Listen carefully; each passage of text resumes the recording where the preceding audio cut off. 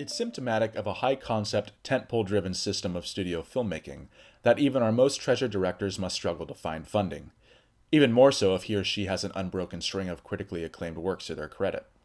After the 2008 collapse of specialty studio shingles like Paramount Vantage and Warner Independent Pictures, who had churned out dozens of dramatically rich prestige pictures during the mid-aughts, directors like Anderson suddenly found themselves shut out from a system that increasingly favored blockbuster popcorn fare. For Anderson in particular, a long percolating idea about a religious cult inspired by L. Ron Hubbard's Church of Scientology was deemed too risky of subject matter for its asking budget.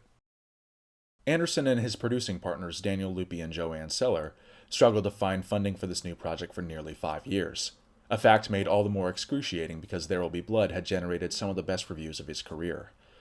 For a long while, Anderson's highly anticipated new project, known by various names like the untitled Paul Thomas Anderson Project and The Master, looked like it would never see the light of day.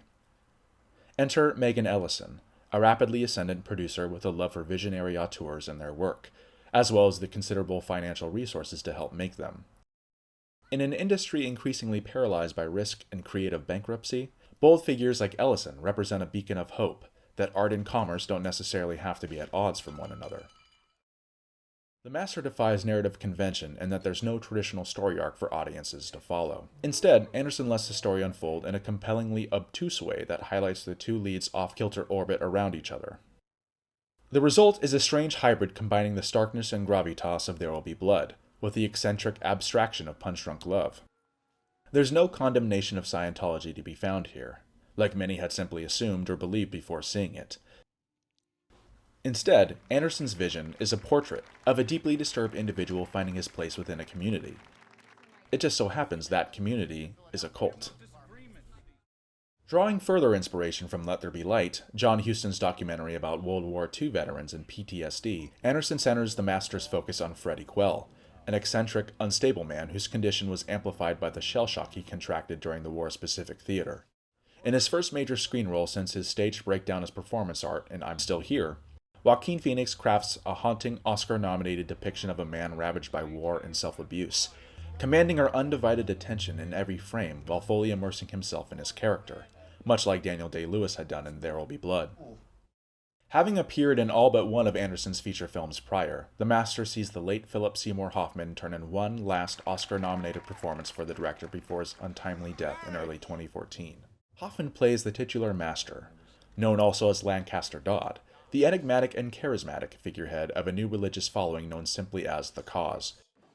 Due to his long, rich working history with Anderson, Hoffman had the benefit of the role being written expressly for him, making for an effortless performance that takes advantage of Hoffman's natural paternal warmth and gravitas. Hoffman's quiet, authoritative presence and unshowy confidence here proves why he was considered to be one of the best actors of his generation. Amy Adams plays Dodd's wife, Peggy, a Lady Macbeth type who conceals her calculating, manipulative nature behind the facade of a warm matriarch. In a film devoted to the two titan performances of its male leads, Adams more than holds her own, ending up with an Oscar nomination herself for the trouble. Anderson's regular cinematographer Robert Elswit was unavailable to shoot The Master, so the auteur enlisted the help of Francis Ford Coppola's current go-to cameraman, Mihai Malimar Jr., an artist whose name I'm pretty sure I just butchered the pronunciation of. The visual style of Anderson's sixth feature is starkly different from what came before, the chief difference being Anderson's choice to shoot the picture on 65mm film, making it the first major feature to utilize the format since 1996. This decision informed every subsequent choice down the line, meaning Anderson couldn't shoot in his preferred anamorphic aspect ratio, or execute his signature dynamic moves because of the camera's sheer bulk. Anderson reconciled this downsizing of style with an opportunity to explore the idea of portraiture. He had always incorporated some aspect of it into his framing in past works, such as the precise profile compositions that dotted Heart 8 and Boogie Nights. But in shooting on 65mm film, Anderson is able to better replicate the look of large format portraiture photography. Look more this way. Chin up a little. Okay. When combined with the deep, stormy blues and grays afforded by the film's old-fashioned chemical color timing, the fine grain afforded by the format's higher resolution creates a rich picture that fully immerses the viewer into this curious world. As mentioned before, the size of the 65mm film camera meant Anderson's compositions were mostly limited to locked-off tripod shots, which makes for a significantly more sedate experience than any of his previous works. What little camera movement there is takes the form of slow and steady dolly moves, giving the master a patient, calculated pace that echoes the work of Stanley Kubrick. There Will Be Blood's production designer Jack Fisk returns for the master, faithfully and subtly replicating the look of mid-century California.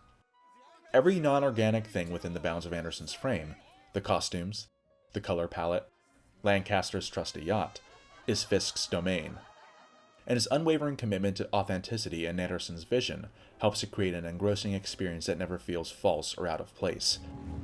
Anderson supplements Fisk's authentic mid-century designs by incorporating a few well-chosen needle-drop songs from the era, like Ella Fitzgerald's Get Thee Behind Me, Satan.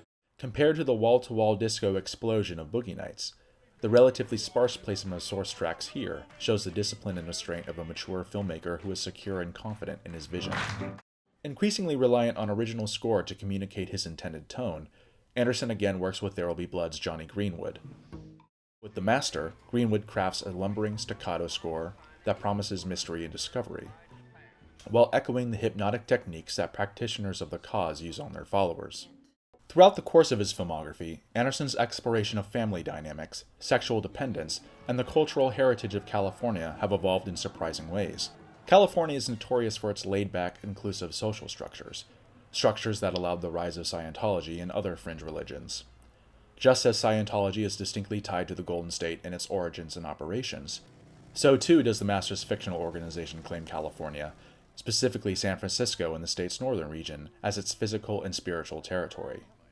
Despite the film's storyline taking us to different places like New York City, Phoenix, and Lynn, Massachusetts, the hometown of his father, Ernie, Anderson's treatment of these locales never loses sight of a distinctly Californian approach, utilizing primal iconography like the beach, palm trees, and the desert wherever it can.